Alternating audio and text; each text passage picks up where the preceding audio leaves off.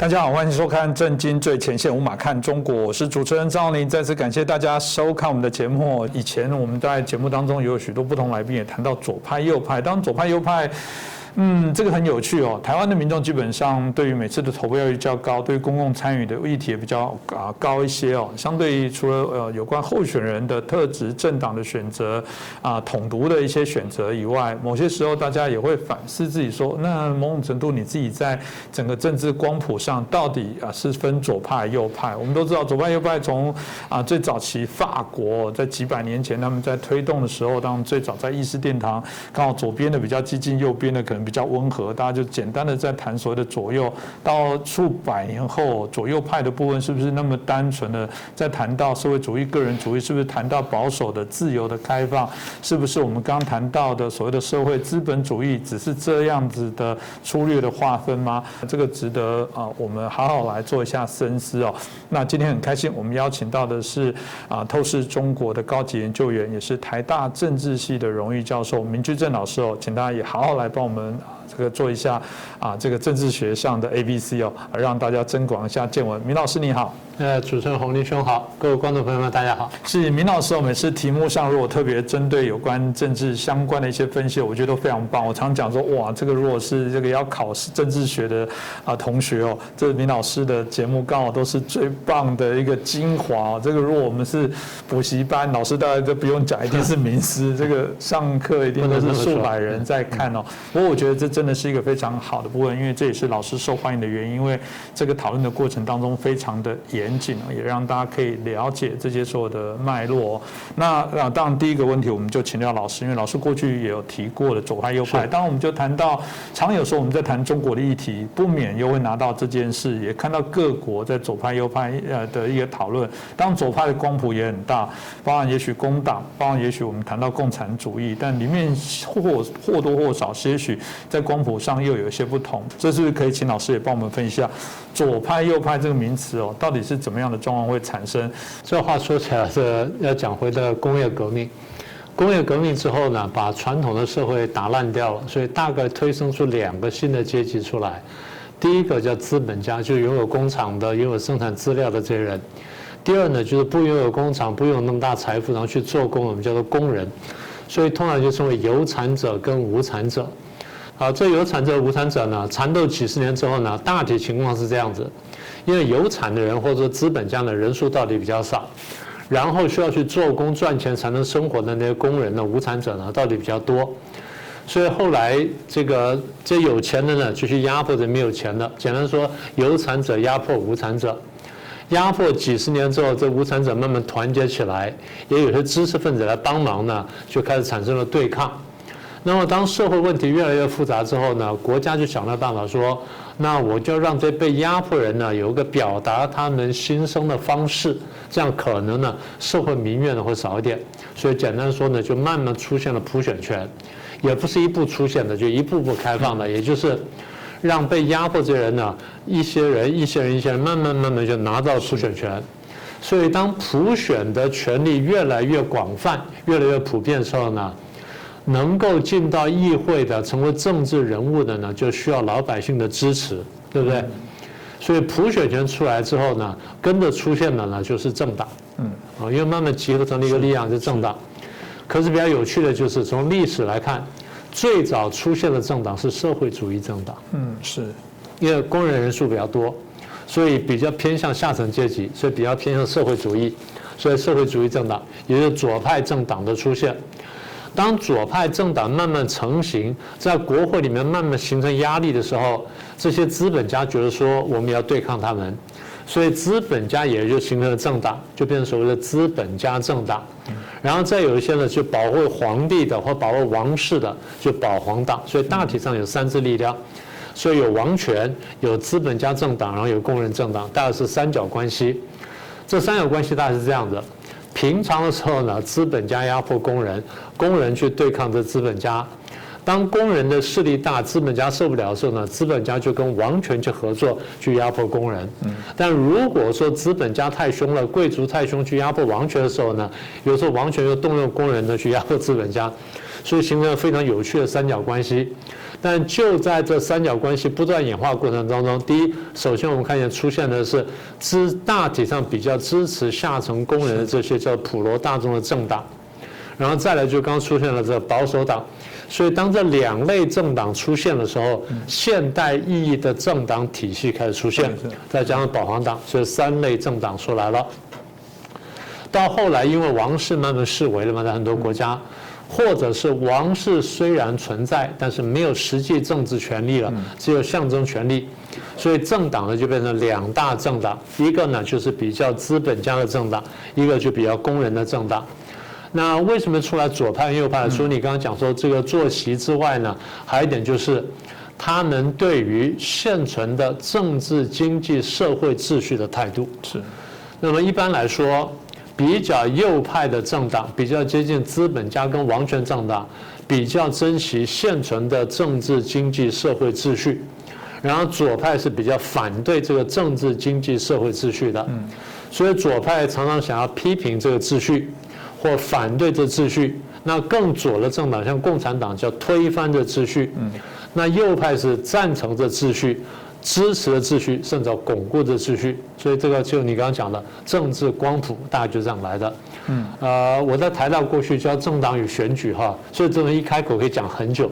那今天长话短说呢，这部分呢先谈到这里。这真的很有趣哦，这也是老师清楚的就把大家左派右派说清楚。所以说来了，当然有时候我们都用一个国家是左派或一个国家右倾，好像也不全然。也许你可以说这个国家目前正有哪一个价值比较多为主，但老师刚刚听起来，其实感觉它就是一个任何国家社会结构的缩影，也就是有资方有劳方，当然就看中间怎么找到平衡。所以同样的这样就是针对这部分，就是如果左派右派这样的区分有这个实际现实的我们刚刚的意义啊，那当然就请问老师哦，就是针对美国啦、英国、台湾甚至大陆，他们目前的这几个国家发展到最后，因为虽然听起来是结构，但好像我们的经验又看起来有点不大一样，老师是不是可以分析一下？好，那就接续我们刚刚的基本观念啊，大家明白了左右之后呢，大概是这样说吧。虽然在一个国家里面有左右之分，也就是说，因为工业革命的结果，或者说任何国家只要经过比较完整的工业化过程之后，刚才那个两大社会阶级都会出现。就一边是比较劳方的，一边比较资方的，大概是这样。当然还有一些小业主夹在中间，或一些专业人士夹在中间。但大体上这两支力量是最大的。好，这第一点。但是我想讲的就是，虽然有左右之分，请各位看我的手哈，在很多社会里面出现重叠，就左右政党中间会有一个重叠的部分。有的时候重叠会非常大的，像美国的民主党跟共和党其实重叠很大，英国的保守党跟工党重叠很大。大家有没有注意到，现在国民党跟民进党很多地方政策跟各方面也很重叠，或者这样讲说，国民党捡起了过去很多民进党的政策，而民进党在执行很多国民党过去的政策，很好笑。对，就重叠。为什么会重叠呢？简单说，第一，社会进步。社会进步之后，大家对原来的分野呢，觉得说其实没有那么严重，这第一点。第二点，因为民主政治竞争。中间温和人比较多，大家两大政党呢要竞相温和，而不是竞相激进。大家看懂我的手的皮没有？要竞相温和，不是竞相激进。所以用我们的术语来说，就是政党竞争的方向是向心竞争呢，还是离心竞争？这我就不再细讲了。我想讲就是这重叠。重叠不可能完全重叠，完全重叠就变一个政党了。它就是有些重叠和不重叠，才会有两个或多个政党。至于是两个还是多个政党，第一呢，跟这个国家的政党选举法有关系；第二，跟这个国家原来的背景跟民情风俗有关系。但大体上是两大政治团体是不会错的。好，所以有相互重叠的，但是有不一样的地方。简单说，不一样在哪里呢？右派的政党各位看到这边是右派了。右派的政党呢，通常比较支持资本家，比较注重经济发展。就我们说的保守派，左派的政党呢比较支持工人，比较注重社会福利，但中间还有很大重叠地方。我再讨论一下重叠的地方。台湾的重叠部分呢，过去大概是4%左右，4%选民的4%。那什么叫这4%呢？这4%大什么原因呢？第一，教育程度比较高；第二，通常是专业化人士；第三呢，通常住在都会区；第四，有过国外经验，大概是这些人。那现在这个重叠度可能更大一点点，因为这个国民党、民进党的差别真的是慢慢变小了，尤其社会政策上呢，他们越来越相近了。好，我不说完全一样，我是说越来越相近。简单说呢，就是重叠度越高，民主政治越稳定；重叠度越低，双方差距越大，打内战的机会就越大。好，这样各位明白了。好，既然是这样的话，为什么我们听到国民党也在喊改革，然后民进党在喊改革，民主党喊改革，共和党也在喊改革？为什么会这样子呢？简单说，因为改革是好听的口号。大家都觉得说改革才是好的，改革才是对的，我不守旧，我不陈旧，我不因循，我不苟且。所以国民党、民进党，然后这个民主党、共和党、保守党、工党都喊改革，但实际上到底谁才是改革呢？我们大家慢慢看就懂了。好，那现在回到你刚问的是具体国家，在美国里面呢，大家都很清楚，民主党比较偏左派，共和党比较偏右派。那么英国呢，工党比较偏左派，保守党比较偏右派。台湾呢是国民党比较偏右派，民进党比较偏左派。那么民众党算什么东西呢？简单说，他想抢占左右的中间的这块东西，这叫民众党。那民众党为什么出现呢？当两大政党国民党跟民进党的口号跟政纲政策不能吸引到大多数的人的时候，中间的空间就产生了。所以我们看到两个现象：第一，中间的这力量慢慢长大；第二，右边的跟左边的小党开始林立，表示说左右两个大党没有能力吸纳他们群众，才出现这种现象。好，那中国大陆呢？中国大陆只准许一个真正的政党存在，这个就是中国共产党，就是左派。那么在中国共产党里面有没有比较温和的呢？有。比较倾向于经济发展的，然后比较注重说这个跟外国友好来往的，我们称为比较温和的改革派。所以他们是左派中的右派，但跟我们比起来仍然十分左派。是哦，这当然是很清楚的让大家知道每一个国家的相对应的发展。老师过去在节目当中也有提到说，美国社会刚刚提到了左右大战，尤其在我们最近的一次美国大选哦，因为我们之前在节目也邀请过老师谈过很多次，我比较好奇啦，后来的部分有因为这样子来做一些选择改变吗？因为就像老师说的，其实刚刚用手势来做一个举例就很清楚。也许在台湾，也许你就用光谱统独，也许是壁垒分明。所以老师是不是谈一下美国？就是我们看到社会之前也说过，美国这次的选举是他们非常严重的撕裂哦，看起来就是那个手突然离开一点了。我不知道现在是离更开了，或者现在是再合一点点的，或者他们开始有这个民主的这些底蕴哦，开始做一些修复。老师怎么看？回答你的问题，我现在回到前面一句话，你说台湾社会统独分明哈。应该这样说，现在是2012年了，在大概1986年、87年台湾刚刚解严的时候呢，当时这个台独言论被合法化之后，统独是十分分明，那时候没有错。可是大家有没有注意到，现在国民党里面虽然有些呢比较亲中共的，但是国民党里面有些反共的，国民党里面有很多呢很台的人，对不对？大家可能没有注意到，民进党里面有统派的，一直都有统派，所以其实，在台湾社会里面，你说统独分明，统独分明，应该这样说，在台湾社会里面，极统跟极独的人固然分明，但比例非常低。是，大概极统跟极独呢，现在在台湾的这个民意调查里面，大概都在3%以下。各自都在3%以下，而且误差是3个百分点。大概是这样的。那么中间这批多是占多少人呢？大概65%甚至70%，有时候不一定，大概上下是这样。也就是台湾社会里面其实统独不那么分明，但是刚刚这个主持人那句话是有道理的，十分统跟十分独的那是非常鲜明的，这句话是不错的，这是第一点。第二点，在台湾社会里面，现在大概有一些人比较清楚，就是反共跟不反共，这个是比较清楚的啊。所以这点呢，我想特别说一下。那回到刚刚主持人问的问题，就是说，美国社会里面的左右大战有没有新的发展？有新的发展，而且这个发展还算是严重。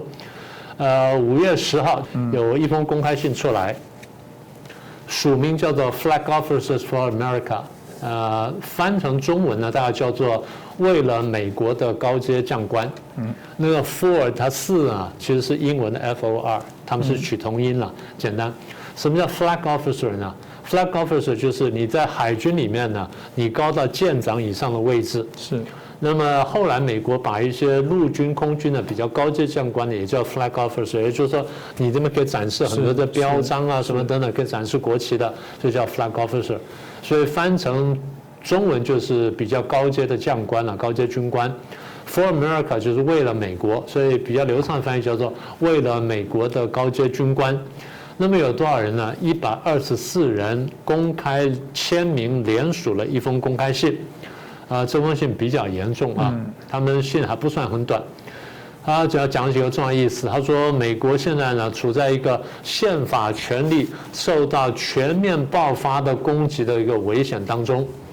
为什么宪法权力受到攻击呢？你看看我们2020年的选举，我们2020年的选举，他意思就是说不太公平，然后变成操纵到有利于拜登，有利于民主党。当然这些人呢，多数是共和党了，签名这些人，但是也不完全是党派啊，他们真的是认为说国家这个权力受到影响，而不是说党派权力受到影响。这个选举呢被操纵，为什么被操纵呢？因为这个被带了风向啊，然后这选票没被公正记载什么等等。所以，因为选举不公平之后呢，选出来了一个民主党的总统，跟民主党占多数的国会，而这个民主党占多数的总统的国会呢，把我们国家呢慢慢带向左倾去了。过去我讲过这个嘛，我说美国社会原来是这样子的。后来呢，被左派有意带到左倾，倾到一定程度之后呢，右派发现不对了，然后开始扭回来。当右派扭回来之后，大家发现分裂了，左派就说你在搞分裂。但是当初你在把人家带上左边去的时候，你是趁人家不注意的时候带过去，人家没有注意，现在注意醒过来的时候，你说你在搞分裂，所以我这分裂是这样来的。今天我们看见就这个形势。所以我现在看见什么呢？我看见这分裂开始加大了。你刚问说有没有加大，我说有加大。好，这第二个，第三个他说因为有加大呢，所以我们必须要透过选举来选出一些能够捍卫我们共和国、我们这个宪政共和国的一个国会跟总统来对抗这种倾向。所以这封信出来之后，当然你可想而知了，引起了很大的这个社会上的争论。就美国的这个重要的军官写了这封信，显然他们一定还是对于自己的国家有所担忧。当里面他提到了这个现在民主党政府倾向马克思主义，带向左倾，我觉得这样子的一个说明，当然还算是非常的严厉哦。那到底什么事情可以看出这内容？说真的，我相信这个标签在美国，我相信虽然说我们谈到他也许在政策上、在执行上有一些我们刚讲处理上的一个决策，但你要真的说他民主党敢跳出来说我就是马克思主义的信仰者，我就是干嘛？我相信他也不敢讲这么直白。可是这些军官的指涉甚至直接的担忧指控，我觉得那是非常严厉的。老师你怎么看待后续这个怎么会这样子来说？他从何敢这么样来讲？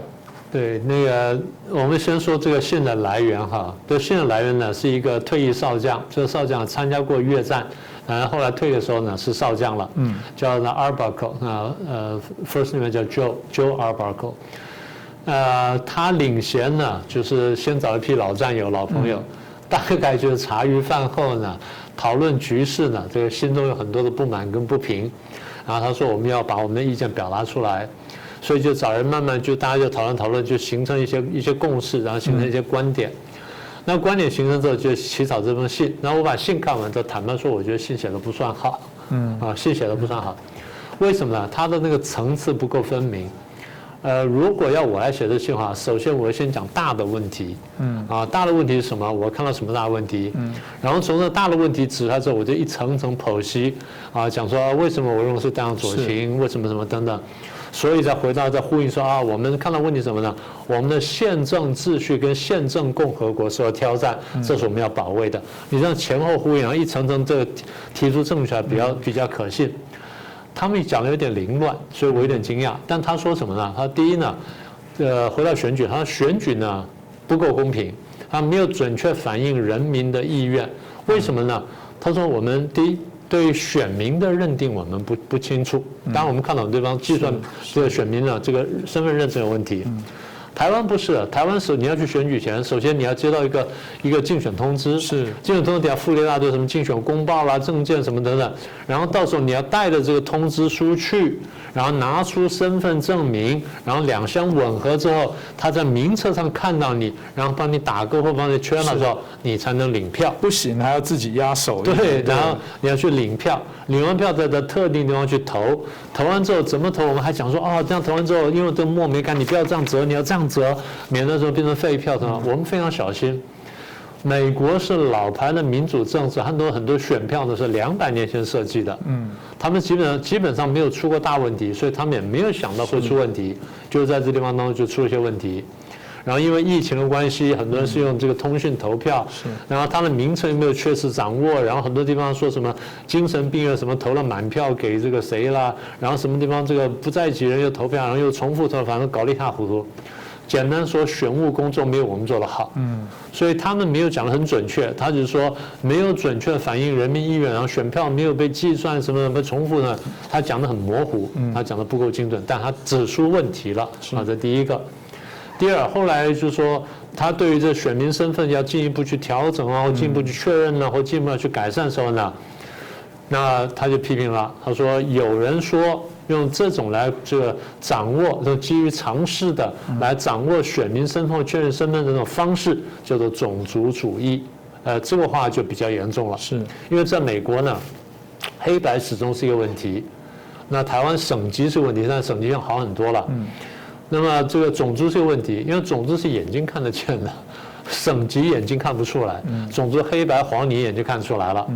他说这种用这种常识的身份来这个决定选民身份的呢，叫做种族主义。他这种语言是不对的，他这种就是专制的手段。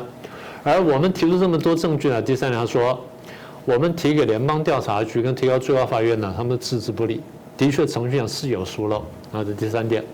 第四点呢，他们一跳就说拜登的精神状况有问题，三军统帅呢，这个他必须要能够做出准确的决策，如果身心状有问题就怎么样，所以他们又夹了一段话进去，又不是说很有条理的写进来，然后又指控说裴洛西众议院的议长这个女士，她在1月6号那天呢，她居然去问总统那个核子武器的密码，这不是她该问的，这是越权，所以让我们怀疑说谁在领导的问题。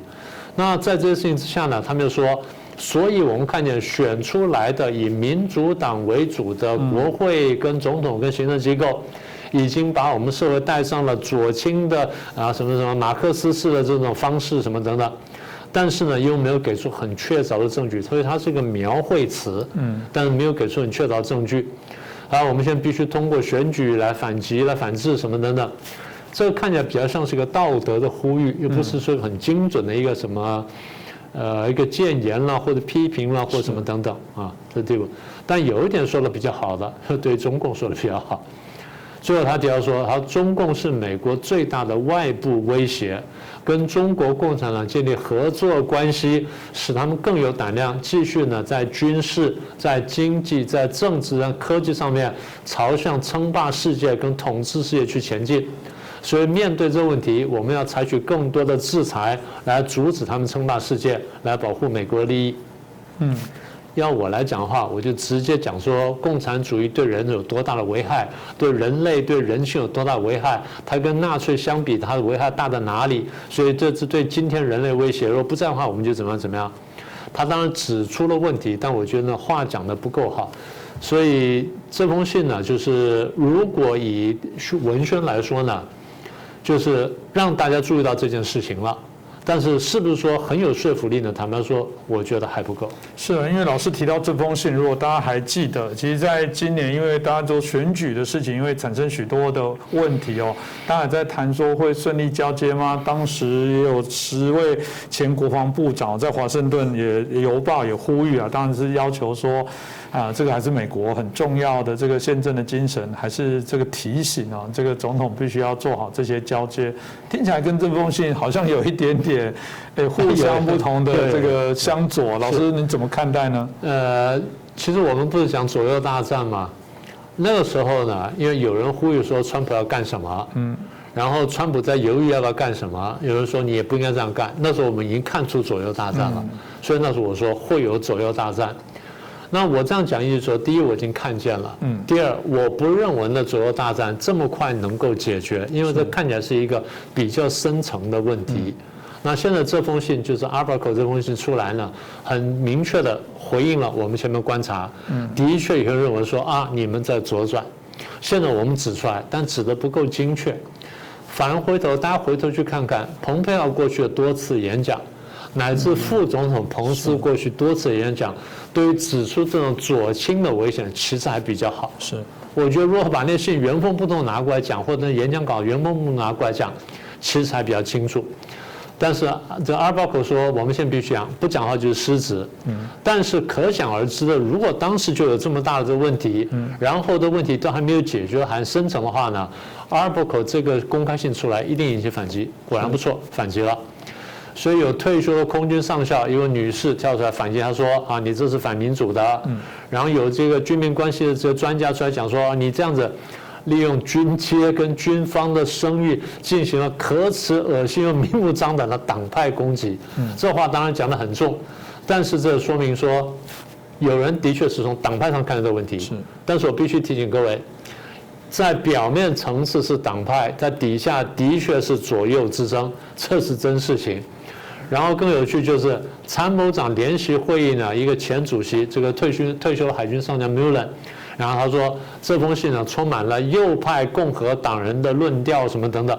好，这样我们看到什么呢？我们先说回这封信。这封信第一呢，这个退休的军官在这种时刻讲的话比较罕见。第二，这封信呢比较情绪化，然后比较有阴谋论的口气，这比较罕见。第三，发信的时机。通常这种信会什么时候发？选前发。他的选后呢，没头没脑发出来，大家觉得有点奇怪，对，他不是一个选的时间。要不然是什么时候发呢？等到明年快要期中选举前发，所以2、3个月发，慢慢酝酿，就酝酿到期中选举，我们可以理解。现在发呢，要么离选举就太晚，要么离下个选举就太早，所以时间很奇怪。但是呢，第一，这个信发出来了。第二，立刻引来这么强的反击，这恰恰好说明，在美国社会里面，左右大战呢，现在正是方兴未艾，而现在呢，延烧进军队。是，这个大家值得来做一些关注，因为刚刚提到了，就是说不只是我们台湾所遇到的相关的问题，我们看到。包含在美国同样也面临到这个很立即急迫的这些压力哦。那到底该怎么走？我想这个值得我们好好来做一些观察，怎么样再去跑。那就像老师刚刚提到的，我们其实这个左右的部分，通过今天大概的一些分享，大概也可以让大家知道这些脉络。但有时候又把它再想简单一点，也许你左派右派分不清楚自己到底哪一边哦。但单纯谈到你是支持自由民主的，或者你在支持这个集权、威权统治的部分，我想可能会比较快的让你抽离这个所谓左右我们这么说吧概念，民主跟专制的对抗是，我觉得这样子来讲就很清楚。所以我想，如果左派右派讲到你有一点乱，没有关系。其实我们在做的，包括我们的节目，大家就很清楚。但我们也相信，希望民主最终还是可以战胜哦。那这我们期待。那今天很谢谢明志正老师带来这个很重要的一些分析让大家对于这些政治学上的一些概念可以很清楚的有个脉络来了解。那当然希望大家如果对我们的节目喜欢，帮我们转传、按赞，让更多人来支持我们的节目那特别在疫情期间，希望大家都保重自己的健康，然后让我们自己都能在疫情安然度过。我们还有很多事要做，显然我们在推动民主的过程当中还没完成，然后大家要更保重自己。再次感谢明志正老师，也谢谢大家的收看。